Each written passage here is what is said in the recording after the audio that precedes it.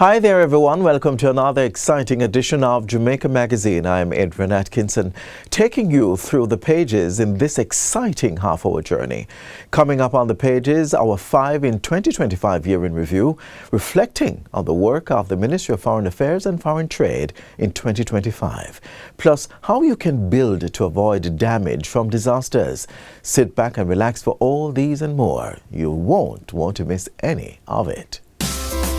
Jamaica Post is committed to being your preferred logistics partner. Enjoy the convenience of 3 to 5 days for international shipments at competitive rates and next business day delivery for local packages. Take advantage of our fast, reliable and ever-evolving services. Zip mail, click and ship, fast track, EMS, parcel service, registered mail, corporate mail service and private letterbox. Access customer service support and track packages online. Visit our post offices island-wide and premium service centers at select locations. For more information, go to jamaicapost.gov.jm. Conditions apply.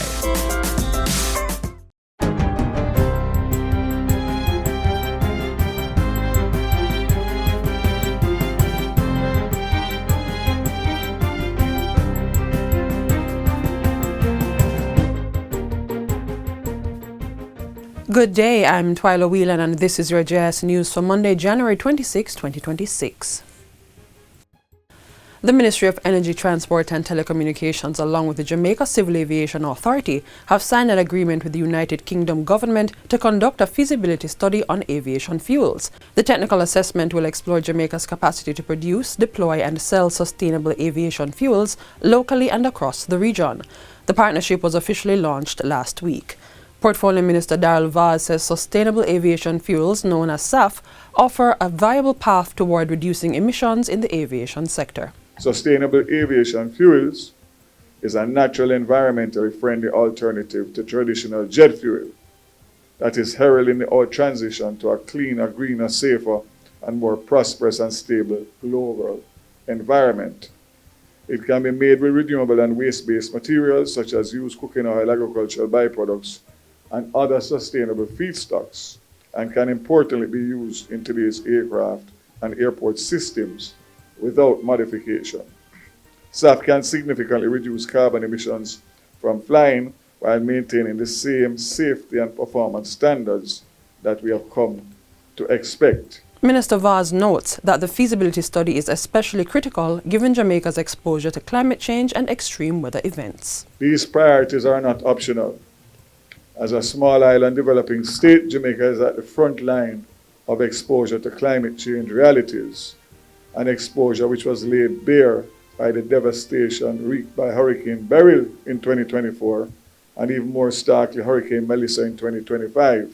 These events expose the fragility of our island and the critical infrastructure to the harsh effects of climate risk and reinforces our need to support global solutions. Government is pursuing several measures to ensure Jamaica meets its 30 by 30 target of having at least 30% of the country's landmass protected under law by the year 2030, despite the environmental damage caused by Hurricane Melissa. At present, Jamaica's protected area coverage is at 24%, including the cockpit country protected area. Minister of Water, Environment and Climate Change Matthew Samuda explains that while the hurricane left a path of destruction, the 30 by 30 target is still a priority. During a recent sitting of the House of Representatives, he outlined that the National Environment and Planning Agency, NEPA, was working on the declaration of 5 new protected areas under the NRCA Act in the 2026-27 fiscal year. That will include the Long Mountain, Canoe Valley in Clarendon and Manchester, Bengal in St. Anne, Montpelier in St. James, and sections of Negril in Hanover and Westmoreland. In addition, the Forestry Department is expected to declare a new forestry management area in the upcoming fiscal year, bringing that number to 17. The department is also working with the ministry on the declaration of 70 new forest reserves. In the meantime, the Forestry Department is accelerating the expansion and rescoping of its agroforestry program to allow for systematically integrating fruit trees and mixed systems into the sustainable rehabilitation of damaged landscapes. Minister of Water, Environment and Climate Change Matthew Samuda says this is among the interventions being pursued to address the extensive damage caused to Jamaica's forest cover coming out of Hurricane Melissa. He says the expanded agroforestry program will strengthen both ecological outcomes and rural livelihoods. To support this scaled intervention, the Forestry Department is advancing plans for expanded nursery capacity, including the establishment of additional nursery capacity in Western Jamaica, with sites under assessment in St. James, St. Elizabeth, and Westmoreland. This will increase national seedling production by at least 20% per annum and significantly improve logistical efficiency in the execution of rehabilitation and reforestation efforts in the most impacted regions. Following the hurricane, the Forestry Department conducted more than 300 rapid forest damage assessments island-wide. The findings revealed that approximately 51% of impacted forests experienced moderate to severe damage, and in several forests, damage levels reached between 76 and 100%. Western, central, and parts of northern parishes bore the brunt of the damage. Disturbed broadleaf forests were hardest hit, with over 42,000 hectares degraded, accounting for more than 30% of all recorded damage. Secondary forest areas of regeneration from anthropogenic damage followed closely, with our urban tree cover declined by 26%, and even our mangrove ecosystems critical to coastal protection suffered nearly 24% degradation. Consequently, mangrove restoration has been prioritized in the national response. This includes targeted replanting at parity and other vulnerable wetlands using species and techniques proven to stabilize shorelines and accelerate natural recovery. Coffee farmers in the Blue Mountain area who were affected by Hurricane Melissa are set to receive professional-grade chainsaws on a loan basis to help clear debris and restore access to their farms. The support is part of a targeted rehabilitation initiative being implemented under a wider recovery framework by the Ministry of Agriculture and the Jamaica Commodities Regulation Authority, JACRA. 12 chainsaws will be handed over and managed by JACRA, with priority access on a loan basis for farmers whose operations were severely disrupted by the hurricane. Portfolio Minister Floyd Green says the equipment will play a key role in reviving the coffee sector, as restricted access to damaged farms has been one of the major obstacles to recovery. On behalf of the government and the people of Jamaica, I express my sincere appreciation to the government of Japan, to UNIDO, for its timely and targeted intervention. I also commend JACRA for its sustained stewardship and leadership, and want to ensure that you ensure that this is equitably done and that our farmers see the real benefit from this donation. The initiative is being delivered under the Industrial Development and Technology Transfer among CARICOM member states project implemented by the United Nations Industrial Development Organization and funded by the Government of Japan. The Department of Correctional Services DCS is strengthening its rehabilitation and reintegration program for ex-offenders through a partnership with the Planning Institute of Jamaica PIOJ. The collaboration will be highlighted at the upcoming Best Practice Symposium on Social and Community Renewal. The focus is on equipping ex-offenders and their families with the tools needed for successful reintegration. Addressing a recent JIS think tank, Principal Probation Aftercare Officer at the DCS, Kerry-Ann Davis, said the discussions would help deepen the national approach to rehabilitation. This conversation with the PIOJ will broaden our resolve to ensure that not only that our offender clients are provided with the requisite tools, but their families are also prepared to receive them when we get to the point of reintegration. The symposium will be held on January 27 and 28 at the Jamaica Pegasus Hotel in New Kingston. Mrs. Davis says the goal is to return offenders to society as law-abiding and productive citizens. On the day of the expo, we will be showcasing to Jamaica things that our offender clients would have made. We're talking about furniture. So I want you to come out because I want you to see that this new administration, we are so determined to get every single person leaving our care to be empowered either with a skill, with a degree, and that goes all the way up to the master's degree level. And finally, The Shipping Association of Jamaica and key stakeholders are urging importers and cargo owners to urgently clear goods already stripped from containers as congestion persists at ports and cargo warehouses weeks after the holiday rush. The call is directed at importers, family members, brokers and registered charitable organizations, with industry leaders warning that uncollected cargo is worsening the backlog. President of the Shipping Association of Jamaica, Cora Ann Robertson Sylvester, says all maritime stakeholders, including government agencies, are working together to speed up clearance, with some entities extending operating hours. Beyond easing congestion, the timely clearance of cargo is critical to reducing storage charges, protecting supply chains for the tourism and retail sectors, and preventing higher costs from being passed on to consumers. Members of the public with cargo ready for collection are advised to contact their shipping agents, brokers, or the relevant warehouse authorities to arrange prompt clearance. And that's it for JIS News Today. I'm Twyla Whelan. Thanks for watching.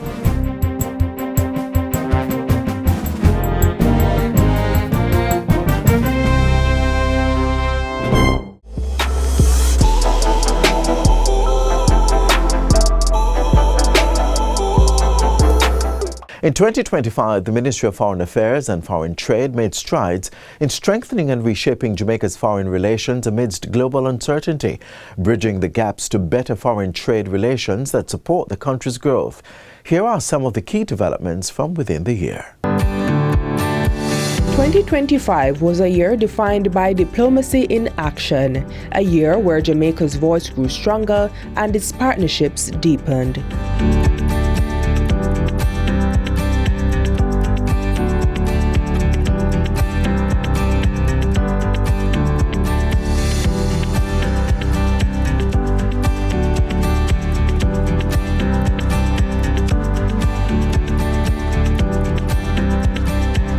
In March, Jamaica reinforced one of its most critical diplomatic relationships. Retired Major General Anthony Anderson was announced as Jamaica's ambassador-designate to the United States and permanent representative to the Organization of American States.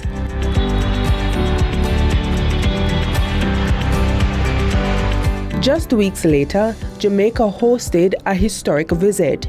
On March 26, U.S. Secretary of State Marco Rubio made his first official visit to the island. Meetings with Prime Minister Dr. Andrew Holness and Foreign Minister Senator Kamina Johnson-Smith reaffirmed the strength of Jamaica-U.S. relations. Discussions advanced cooperation in national security, intelligence, and surveillance.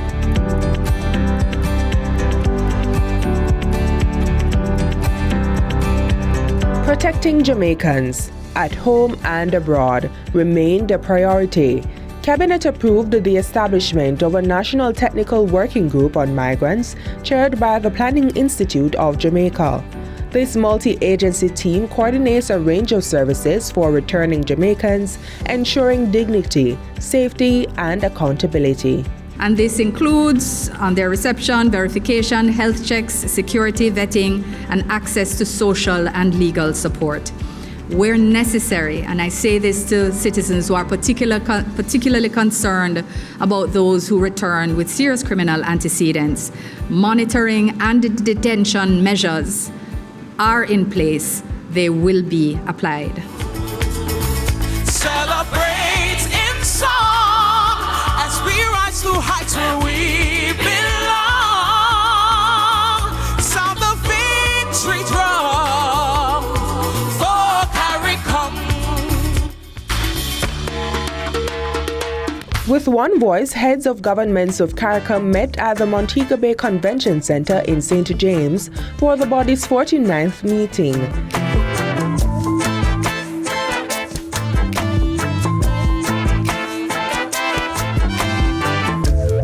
Coming out of the conference that was organized by the ministry, Jamaica acceded to the partnership agreement between CARICOM and Afri-Exim Bank. The formalization of our association with the Afri-Exim Bank now paves the way for Jamaica to enter into a dynamic and transformative relationship with the bank that will assist in furthering national development through strengthened economic collaborative engagements. From plenary sessions to security partnerships and the Jamaica Constabulary Forces Transformation Expo, tangible outcomes were delivered. Jamaica's very own Justice Winston Anderson was also sworn into office as the 4th President of the Caribbean Court of Justice, CCJ.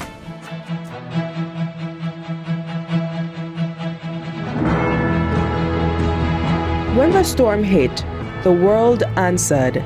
The conduit was the Ministry of Foreign Affairs, as its diplomatic channels and international partners responded swiftly and generously.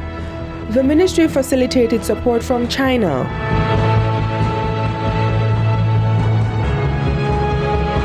El Salvador,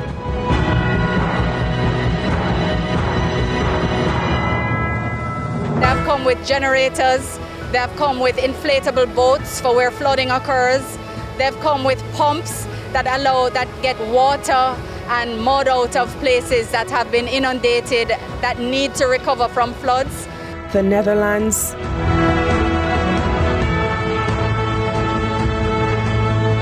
The delivery of assistance is one step in the relief,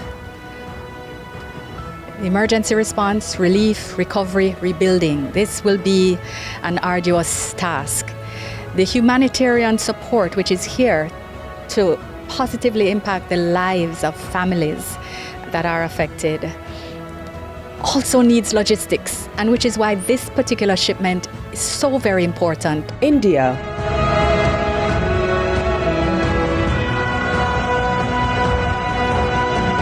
the Dominican Republic, and other bilateral partners. The comfort of a mosquito net, of a sleeping cot, a package of food to serve a family of 4 for a week. These are things that bring certainty, that bring some comfort and stability at a time of extreme dislocation. The ministry also facilitated the mobilization of electricity line workers from across the Caribbean and North America while arranging medical support through foreign teams and a Chinese hospital ship that treated thousands. Military personnel from Barbados, the Bahamas, Bermuda, Ghana, and Guyana were also deployed to the island to help accelerate recovery efforts. Global and regional agencies also played a vital role.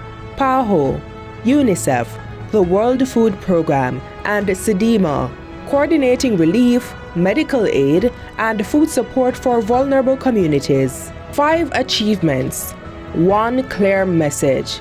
In 2025, Jamaica, through the Ministry of Foreign Affairs and Foreign Trade, strengthened its alliances, protected its people, led its region, and stood resilient with the world.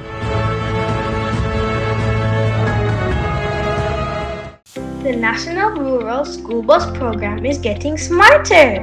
With your child's student ID card, parents receive real-time notifications every time they board or exit the bus. Each card is unique and securely linked to the Ministry of Education, Skills, Youth, and Information database. Tap on, tap off, and parents stay updated instantly. So, how do you register? Number 1. Visit jamaica-district.mysmartterm.com/bus-portal/registration. Number 2. Enter your child's details. Number 3. Upload supporting documents. Number 4. Submit your application. It's that easy. Safer, smarter, more secure. Register today and ride with peace of mind. Natural disasters such as storms, hurricanes and flooding are significant features of our climate risk pattern, and we all need to take action to avoid the potential damage from these risks. In our next feature, a structural engineer shares insights on how to build appropriately to avoid and mitigate against climate risks.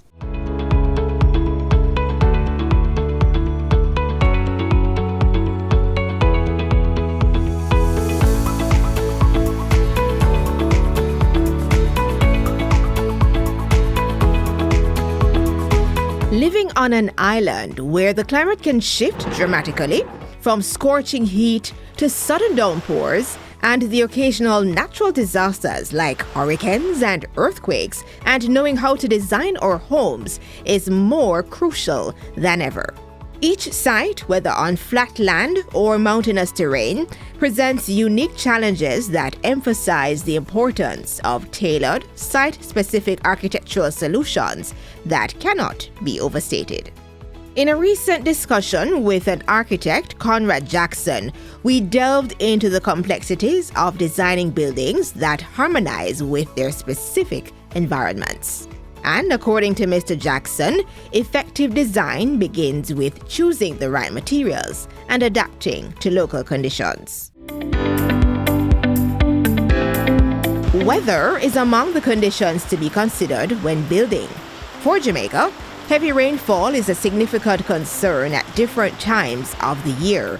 Mr. Jackson makes the point that the initial step in the design process involves knowing the environment in which you are building. As it relates to heavy rainfall, once you start doing your investigation as a consultant to go onto a particular site, one of the things you do is you interview the locals and you also do your research for the type of activities that would have taken place within the last 100 years as it relates to climate change, the impacts of flooding, and how the impact of climate change and the increase in the sun and the intensity of the sun for the specific year.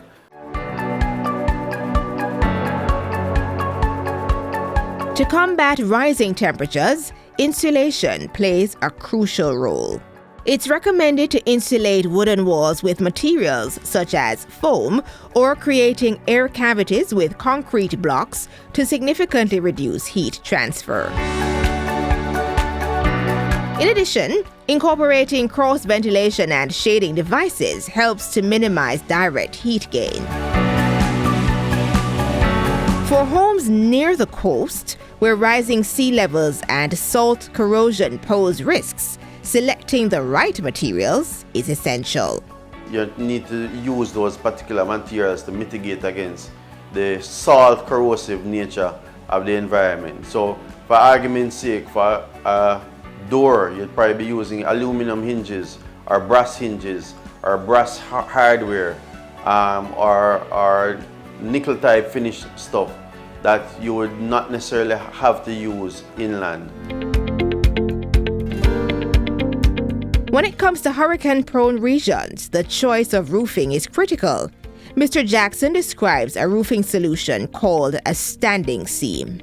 So what that is a corrugated type of sheeting that has a seam that's about 1.5 inches tall, which is also that 1.5 inches tall seam is specially crimped, and it is all actually screwed down to the rafters and the sacking that is underneath that sheeting to give it stability in case of a hurricane.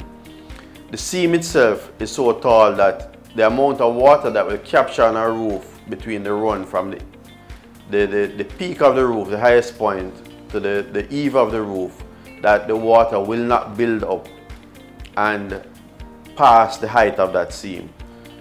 The sheeting that would be used in that case can also be cut specific to the length of the roof, which means that if you consider old-time zinc roof, they came in particular lengths because it could only be transported on shorter trucks and it was easier to handle.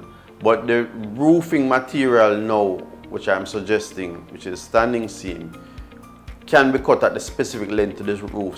For existing structures with zinc roofs, Mr. Jackson recommends adding fiberglass insulation between rafters. As it relates to heat and the roof, you can get roof sheeting that is also insulated with foam embedded in it, as well as there are numerous things that can be done. You can put in fiberglass insulation in between the rafters, which will help to minimize the heat gain between the rafters, the ceiling, and the occupant of that space. So it acts as a buffer then, and it acts the same way it does as the foam, sprayed on foam like you see on the exterior of some of these buildings. It really just helps to slow down the heat transfer from the exterior to the interior of the space. Ultimately, as Mr. Jackson stresses, it's important to remember that a house is one of your biggest investments. Real estate in general, for most persons, when you're going to be doing this, choose wisely. Use registered professionals who can help you fulfill your dream and make this dream become a reality in the right way.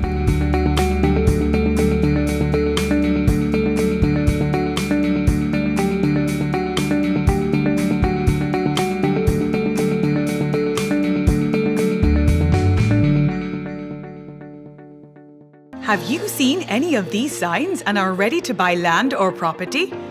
Want to know who is the legal owner? Purchase a copy of the title using eLand Jamaica. With eLand Jamaica, you can do a title search and verify the owner of the property, ensuring they have the legal right to sell it. For more information, contact the National Land Agency at www.nla.gov.jm. Via telephone at 876-750-5263 or 876-946-5263. Email asknla@nla.gov.jm or message us on WhatsApp at 876-418-5089. The National Land Agency. One agency, one goal to serve you better.